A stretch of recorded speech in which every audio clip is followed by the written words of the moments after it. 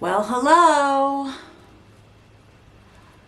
Thank you for joining me today. My name is Gina, and this is my channel.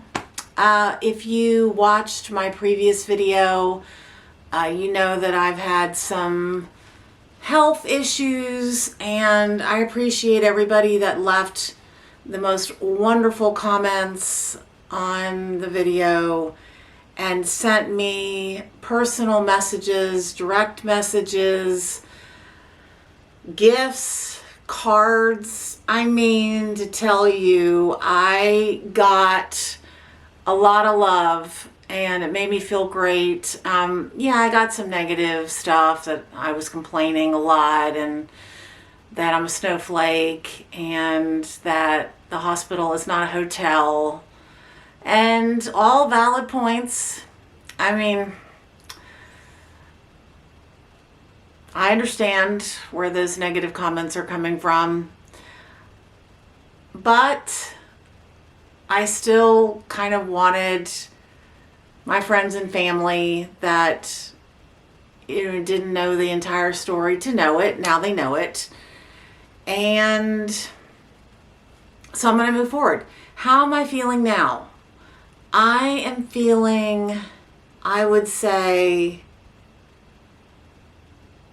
I still have some rough days. I definitely have days that I have abdominal issues and cramping and after I eat. But in general, I feel like I might feel better than I did before I got sick, to be honest with you. I mean, I think my head is in a good space now. I'm definitely not depressed anymore. I definitely have come out of the fog of being in that hospital and enduring what I endured. My body went through a lot of trauma. I went through, well, if you didn't watch the video before this one, well, go watch it if you feel like it. I mean, it might be boring for some people, but I don't know how to explain it. It just was something I felt like I needed to explain. And then, ironically, it's so funny because before I went into the hospital, I was also kind of dealing with wanting to not deal with so much social media stuff. Like, I was starting to feel a lot of pressure, particularly on Instagram. I felt a lot of pressure to post a lot and be clever and these beautiful pictures and everything. And it was a lot. I was feeling the weight of it. In fact, when I went to Texas with my friend Karen and Becky, I even told Karen, I was like, I'll give you my password. I'm just going to give you all of my 48,000 followers. You can have the whole account. Just change the name of it. Oh, itchy. Just change the name of it. And you can have it. And so ironically, well, I had gotten the blue check. So I had paid for the verification like a year before. So I had the blue check and I had, which was good. I did it mainly so that I wouldn't get hacked and also that I would have a direct kind of line to Instagram where I could actually email them and ask them questions. That's what the verified blue check basically does for you. You get a lot more support and you get a lot more security, so you're less likely to have an issue where someone hacks you and all of that. But after I got sick, I really came out of that experience much more detached from social media. Really focusing in on my day-to-day that did not involve a lot of social media stuff, even though I was getting a lot of gifts and cards and stuff for people that have never met me, right? They just know me from social media, so there's value there, of course. But I really was very conflicted, and I was like, I'm going to not have that verified blue check anymore. So I canceled it. It was like $14.99 a month, something like that. So basically $15 a month. And I was just like, I'm not going to pay extra for my account. Like, I'm already mentally detaching myself from it. So I'm going to get rid of that verified blue check. And if it wasn't 2 weeks after I got rid of that verified blue check that I went in, I mean, this was like last week, I guess, I went into Instagram and immediately a screen popped up and said that I had violated their guidelines. I had never been warned. I had never gotten any kind of warning of any kind. I didn't know what I did. I assumed that it was maybe because there was cocaine in my name, my business name. You know, I had this feeling like something was going to happen with that at some point. But then I thought about all the other bad stuff that's on Instagram, and I thought, oh, I'm a knitting account. Like, what, you know? But unfortunately, it said we're going to disable your account for violating our guidelines. So it said, but if you want to appeal, click here. So I clicked the appeal button and it said, thank you for, it like didn't let me say anything or anything. It just, I guess, sent an appeal to them. But I didn't change anything, so I wondered how that appeal would work. Like, I didn't change my company name.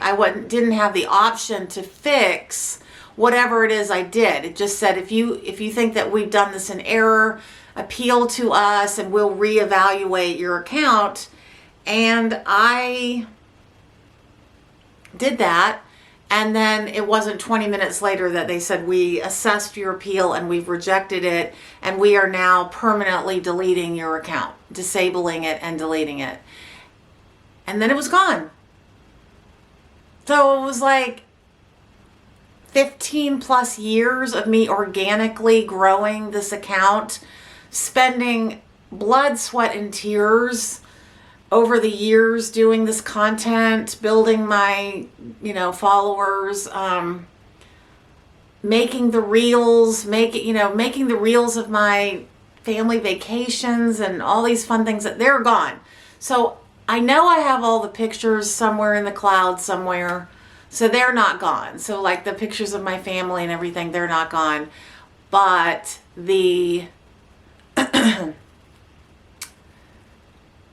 all those reels of all my trips and everything, they're gone forever. So I'm kind of sad about that, but there's nothing I can do. So here I'm thinking about, I need to get out from under the weight of this pressure. Ask and you shall receive. I got exactly what I wanted. The thing that was causing me the most angst disappeared. And I thought about starting a new account because I want to change my company name to Mary Capani Knits, or just Mary Capani. Mary Capani was my Italian grandmother on my paternal side, who's taught me how to knit, who taught me how to crochet, that taught me how to do all of that. And I really just wanted to commemorate her or celebrate her, because I wouldn't have this business right now if it wasn't for her. And a lot of my personality comes from the Italian Catholic side of my father's side. That is where my heart and soul really is. My other side, my maternal side, is WASP, White Anglo-Saxon Protestant, Pennsylvania, England, that very waspy, Edwards, my mother's maiden name. So, but that side, as much as I loved them, my heart is on the Italian paternal side. That's where the passion and the intent, the love, intensity is coming from in my life. What was the point I was trying to make? I'm not really sure. I'm not really sure where I was going with that. Shoot. Oh, yeah, the name of my company. So I thought about starting a new Instagram account, Mary Capani Knits, but as soon as I started it and started entering pictures in, I started feeling pressure again, uncomfortable feelings. I was like, no, that got taken away from me. The universe, Jesus, whoever, took it away from me, and I'm not going to try to force it back. And so I'm just letting it go. So I have a really robust email list. You know, I have this channel here. So I'm just going to focus on we're going to resume dyeing in a couple weeks, and I'm just going to get back on the horse again. But I don't know how far I want to really take this company now. You know, like how hard do I want to work? I think a lot of people, when they have health crises, they maybe, you know, start to reevaluate how hard they want to work, and they sort of, their priorities kind of reshuffle, right? So to me, it's all about just really taking care of my kids and husband, really taking care of my home, making sure that it's organized and clean, and helping my family thrive, you know, instead of just being hyper focused on making more money. I'm kind of like, we have enough. How much is enough, right? Okay, but the reason I'm here is I want to go over some of the things that I got done and some projects that I started, and then I want to show you some things that I got in the mail. I want to show you some gifts that I got in the mail, because you guys just broke my heart in a million pieces with the things that you wrote to me. I mean, I got rosaries, I got these beautiful heartfelt letters, and I mean, just so much. That's why I would never want to just totally get out of the knitting industry altogether. I wouldn't want to do that, because there's just too many people that I love in it. So I'm not going to do that. So let me show you a couple things. Now, this I finished before I got sick. And this is the tubular tank. I think this is the back of it. I'm pretty sure this is the back of the tank.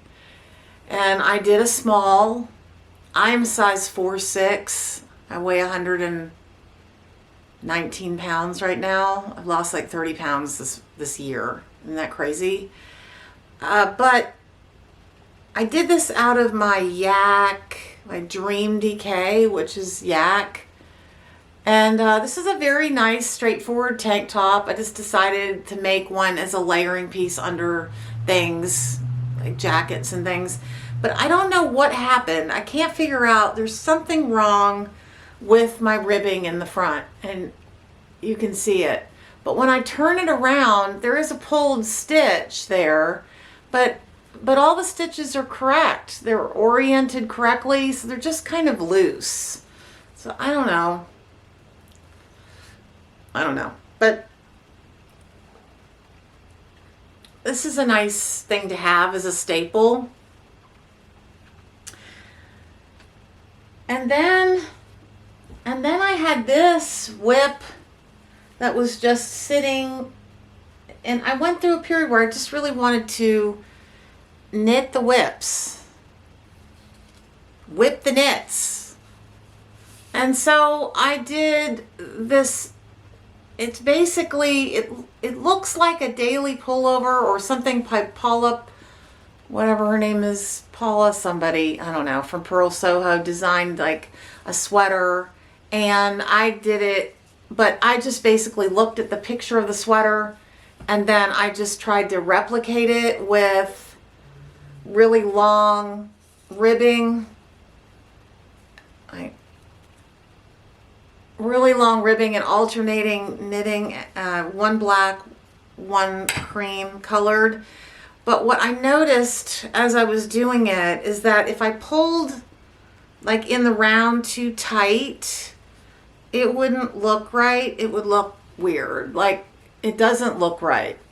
So, and then no matter what I did to twist the stitches so that it wouldn't do that, I just, everywhere where it wasn't super evenly knit, there would be issues. You see these blobs?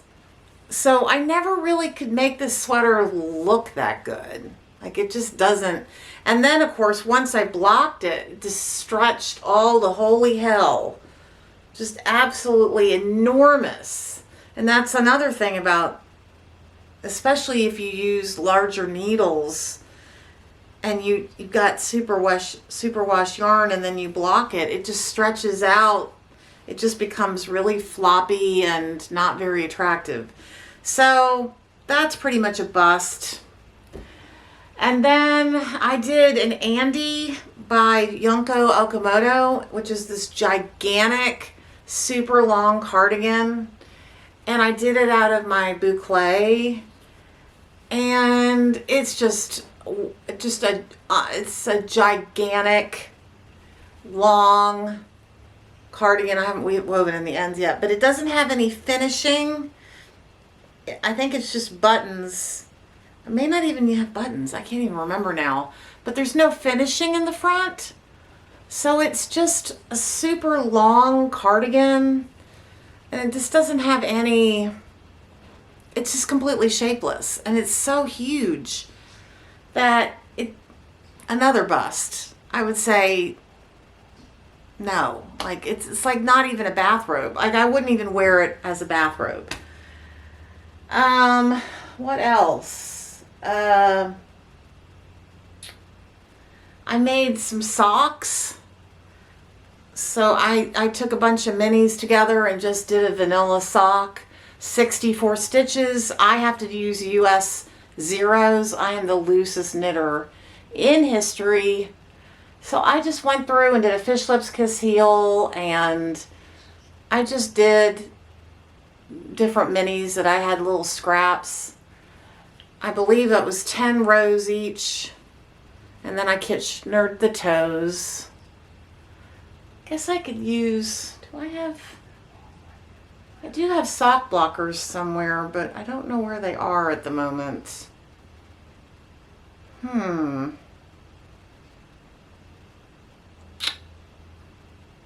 Well, I don't feel like stopping what I'm doing and getting up and doing them. Then I don't know, I just did these right as soon as I finished those. I finished these. And again, 64 stitches. This is like an all over ribbed pattern. Fish lips kiss.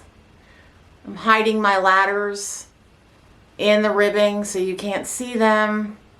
Contrasting. Heels, toes, and cuffs. Kitchener stitch, fish lips kiss, which is the only heel I do. I don't even think I've ever done a heel flap and gusset. And I like these. I love these. I'm going to start wearing them now that I've shown them to you. So I have a couple pairs of socks. I might give them away as gifts for Christmas. Every so often I give people socks, you know, if they're sick or they're recovering or Christmas or birthdays, something like that. Then I bought some Sandus Garn Double Sunday, which is merino, non-superwash. I made a Pearl Soho ribbed hat. And I did the medium size. It's knit on a size US 3, believe it or not. There's my brim. And I'm using the color that Petite Knit inspired them by, or whatever. It was her orange red color. I've been buying it on Jimmy Bean's wool. It seems to be the easiest place to get.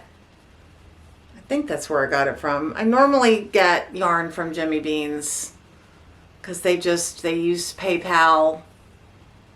I was going to do it from Mother Knitter, I guess, but for some reason it was like you could only use credit cards or something, so I didn't. I want to be able to I use my credit card, but I do it via PayPal. If you know, you know. Anyway, so this is actually for Marcella. It's a little small for me. I'm knitting a black version. I don't know where. Oh, here we go. So this is the black Double Sunday, and I'm doing it out of This is the color. And I'm making Dave one out of this. And then I'm going to make, so this one's Marcella's, Dave's is black, and then I'm going to knit myself this sort of, a ribbed hat from Pearl Soho. I'm going to do this one. And this is that. And this is a very nice yarn. It's very round. It's a lovely yarn. I think I would like to make a sweater out of this. It's very affordable. I like it. So I've got, plans for more hats. And let's see what else. What do I have in here? Yeah, that's not worth showing.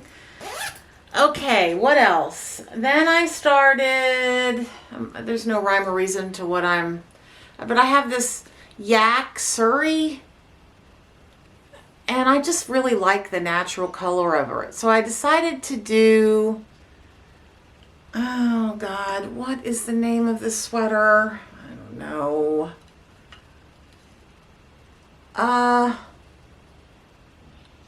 I can't think of the name of it, but it's by Gregoria Fibers. And I started it, I misread the pattern.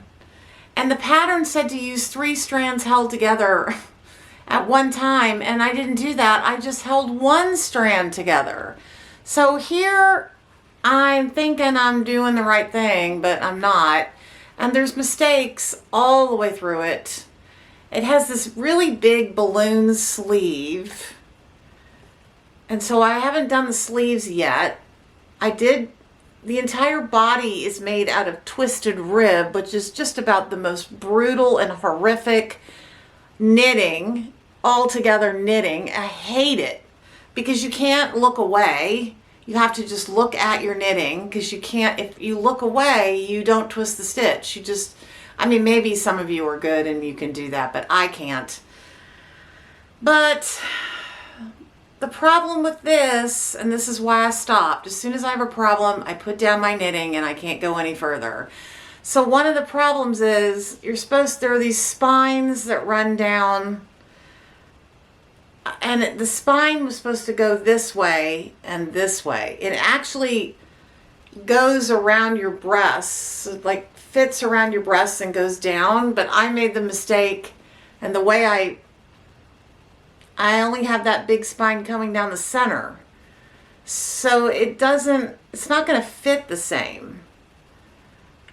I don't know. It's just not, I may or may not finish this. I can't decide what to do. So it's just a languishing whip. Just going to put it on the rack with all my other sweaters, and maybe I'll get back to it. Maybe I won't. Bummer. I also started a sweater out of our Lavender Loon. Not Lavender Loon. Lavender Latte colorway. And this is what the Suri, this is the Cashmere Suri. Look at this. Look at that. It's got a ribbon on it we used to dye with it, but look at that. This is the Cashmere Suri base. It is incredible. But we also dyed this cashmere fingering as well. And here's a little bit of it. You really can't see it, but it's the same color as this. But I decided I was going to knit a Lento, and I was going to just hold the cashmere fingering with the Cashmere Suri, and I was going to do a Lento, which is those two held together on size US 10s. I did a 6 for the neck. It's a folded collar. I'm doing the size 1, or the one, not the first one, but the second size in from the smallest. But I'm using those two yarns together, and it's making this fabric. And I don't like it. What I wish I had done is, I wish I had either used a cream Suri and the Lavender Latte Cashmere fingering together, or cream colored yarn and just the Suri held with it. Both the fingering and the Suri are both so highly variegated that it creates, well, it's not bad, but what happens is you can start to see the pooling. You see the pooling there? And I don't care for that. So I literally did this in 2 days. Here's the back. Look at these big blobs. These big blobs of color. So I'm not really happy about that. I'm going to go ahead and, this is one skein. So I did almost the entire sweater, knowing that it will grow. So I'm not real thrilled with this. I'm going to finish it. It may be beautiful when I'm done. I don't know. But right now as I'm doing it, I'm just not thrilled with how the colors are coming out. It should have been one or the other, but not both held together. So that's a bummer. But oh, this, I mean, I can't, I'm freaking out. Like, look at this. Look at this Barbie. Look at this Barbie. And just really not, this is not doing it justice because of the ring light, but it is absolutely, it's just, it makes your teeth ache. It's so intense and so gorgeous. Anyway, we have a bunch of colors in those. Hopefully I'll have them on the website soon. Okay, so let's go over a few things. Some of the things that people sent me in the last couple weeks after the video that I posted. So I got, like I said, I got rosaries, I got cards and letters and like candy and all kinds of just soaps and jewelry and so many beautiful gifts from all of you. But I want to show you some of the things that just blew my mind that I got. Like, and everything smelled really good too. Anyway, this woman sent me this shawl. How gorgeous is this? Truly gorgeous. I got that in the mail. I mean, from someone that doesn't even know me. I mean, talk about beautiful. Somebody sent me a sweater. They hand knitted a sweater. I don't know what the pattern is, but they hand knitted me a sweater. And I mean, buttons. It is a great, basic, beautiful sweater. Smells good too. But it's a cardigan. A drop-shouldered cardigan. It's just a great basic, a wonderful basic. And it was just extremely thoughtful. It's very soft. She said what the yarn was, but now I can't remember. I think it was like King Cole recycled tweed, something like that. Cried. Somebody sent me this cute, adorable bag by Emma Ball. It's funny, I got more than one of these. Someone also sent me another one of these Emma Ball bags. Look at that.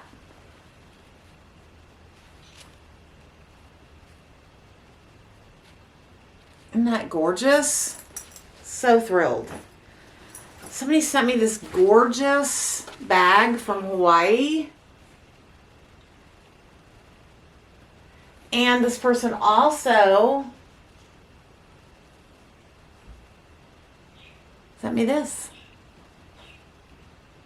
An emotional support chicken in beautiful colors.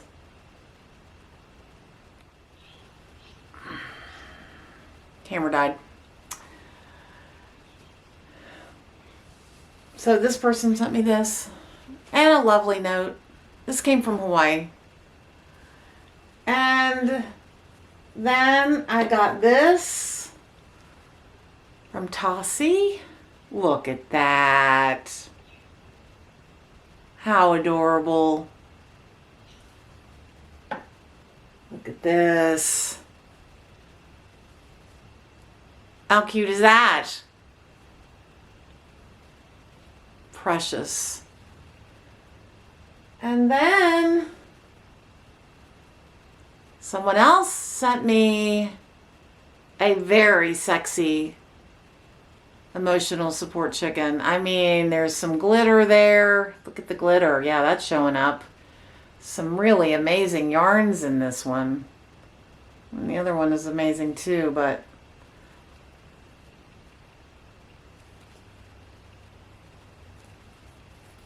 so I love my chickens, all of them. Thumbnail. Crazy. But I'm so thrilled. They really are. The thing about the emotional support chicken, we should all be making these and having them on hand to give people that are experiencing trauma in their life, because there really is something about it. It's hard to explain, but it really feels good to hold it. Like, it really actually feels good.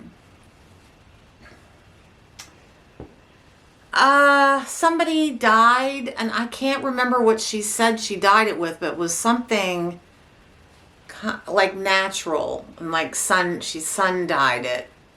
So some sort of like marigolds or onion skins, or I can't remember what she said, but how gorgeous is that? 100% silk scarf. And then someone who I've never met, when I was talking about the Pearl Soho diagonal scarf, and I said I had made one to give to my friend Karen, and that I just love it so much, but I don't have the heart to knit myself another one. Somebody knit me one. Dora. Look.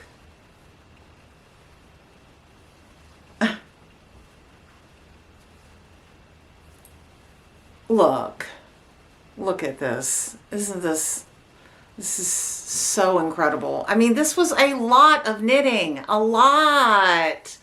That's why I couldn't knit it again, because it was just too much knitting. And this is a free pattern, and it's a great pattern. So I highly recommend. But this in black and white, I mean, you can't go wrong. It matches every single thing in your wardrobe. I mean, it is like the perfect scarf. So thank you, Dora.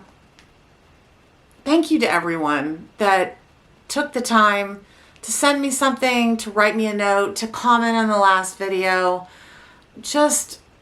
or to even put something in the mail to give to me. It is just, that's why I can't leave this community. It's too good. The knitting community it's just special. It's really special. And maybe any niche, like maybe the sewing community is great. Maybe there's other communities that obviously have,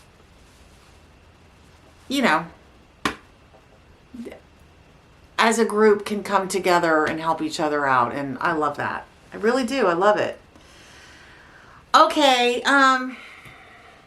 What am I reading? I'm reading this Big Swiss. I finally decided, I was finally able to read something. And this is, instead of me just telling you what I'm reading, I'm going to do a little bit of an explanation on the book, because otherwise you don't know whether you want to read it or not. But I'm only 50 pages in. But it's hilarious. It's set in the Hudson Valley up in New York. And it's a woman that is transcribing a psychiatrist and his patients. He's a sex therapist. And she transcribes his sessions with his patients for his own use because he's writing a book and stuff, but she actually lives in the community where all the patients live, and so she's starting to recognize the people out in public, and it's pretty hilarious. Very good character development. I'm enjoying this a lot, and I'm back to reading again, so that's really good. I'm listening. I was reading the Screwtape Letters from C.S. Lewis, and I decided to just listen to it so that I could knit more. I don't know, some things I like to listen to, and sometimes I just want a regular old book in my hand.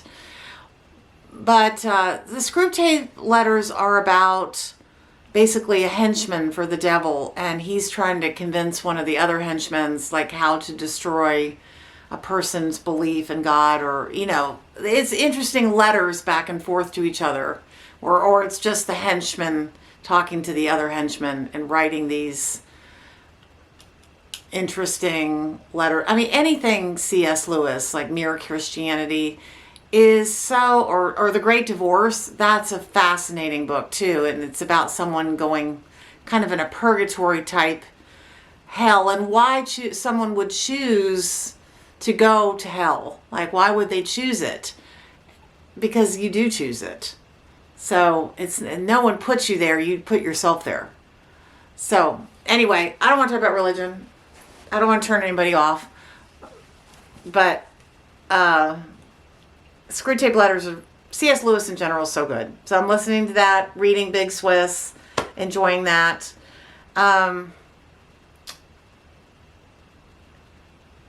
Let's see. I've been really upset about the whole Diddy case, the whole Diddy thing, and all of the people. I am now completely convinced that this world is a fallen world. Of course, we knew this, but that there are so many corrupt and sick people out there. And I mean, just today, they've come out talking about Diddy's past, that he was an altar boy at Catholic school, and during his time there as an altar boy, there was a notorious priest, you know, who, or headmaster of the school or whatever, that abused, groomed and sexually abused the students there, and Diddy was one of the students there. I just think there's a constant sort of cycle of abuse and grooming and re-abusing and just this constant cycle. But I just also feel that anybody that's in a position of power, anybody has like an extreme, obscene amount of money where they can exert lots of power on other people, I just feel like they become corrupt. Like they just start becoming just the nature of everything. Power, money, control, success, all of that stuff. It's like, remember the Hunger Games, where that inner city, where President Snow was this really unethical, power-hungry psycho who was running the inner city. And then there were all these different districts that went out from the inner city, and District 12 was this supposed had been bombed, like killed everyone. It turns out that District 12 was all sort of underground. So the glittering inner city didn't know about them. And then they did a coup.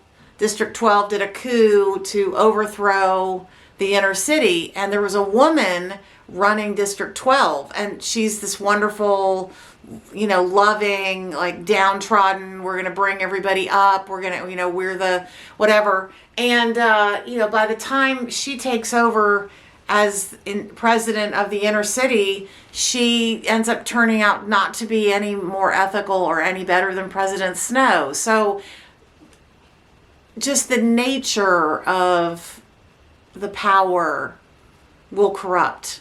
Like politicians by nature, it's almost like they can't be ethical. It's like they can't. So it's just very troubling. It's troubling and scary, and I just, we're living in a fallen world. Anyway, okay, that's it. That's all there's going to be today. I showed you my stuff, and I don't think I have anything else to talk about. And thanks for joining me. If you like this content, like and subscribe. Smash that, whatever. I don't care. It doesn't make any difference to me whatsoever. I'm having fun now. I'm feeling better, and I'm just going to keep going. So anyway, I hope to hear from you soon, and much love to you. Bye.